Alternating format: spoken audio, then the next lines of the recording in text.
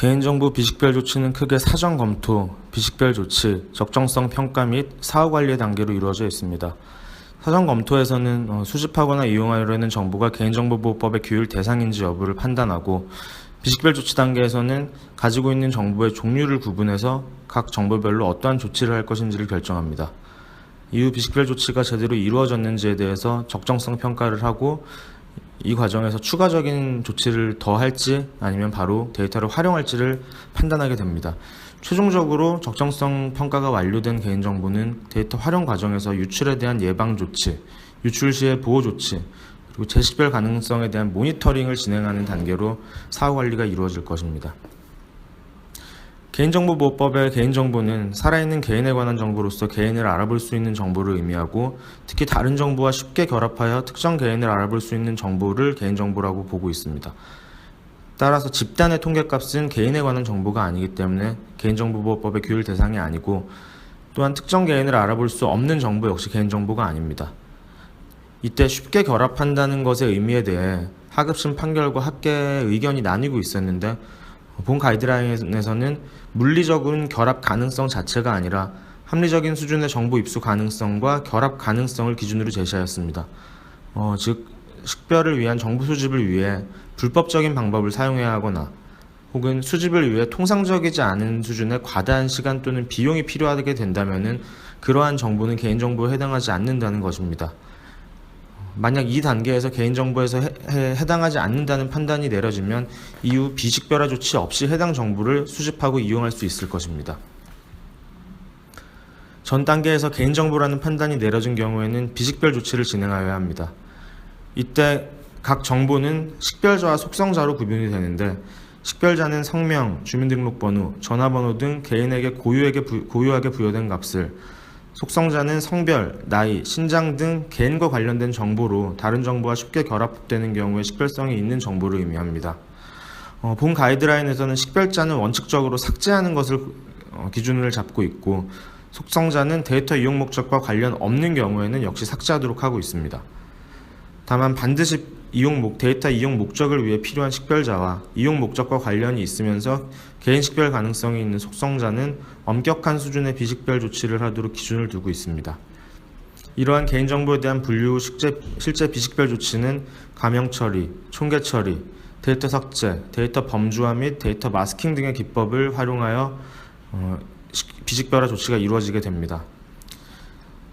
지금 보시는 슬라이드에 나와 있는 이 비식별 조치의 기법들이 바로 방금 말씀드린 5가지 기법입니다.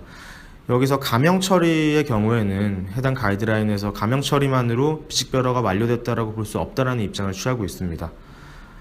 따라서 가명 처리 외에 다른 4가지 방법들을 조합하거나 3가지 이상의 방법을 조합하는 과정을 통해 비식별 조치를 완료하시는 것이 좋겠습니다.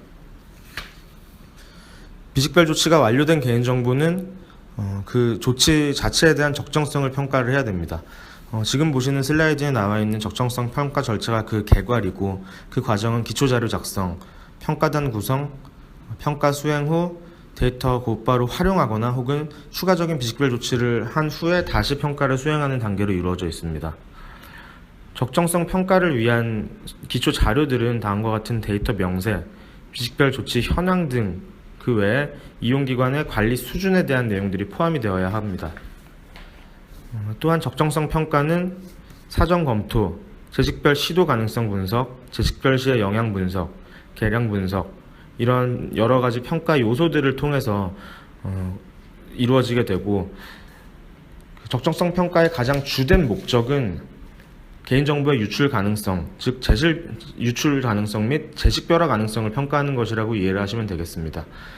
이러한 평가 결과 비식별화 조치가 미흡하다라거나 아니면 재식별 가능성이 높다라고 판단되는 경우에는 추가적인 비식별화 조치를 시행을 하셔야 되고, 비식별화 조치가 적정하게 이루어졌다고 판단되는 경우에는 해당 정보를 곧바로 이용하는 단계로 넘어가시면 되겠습니다.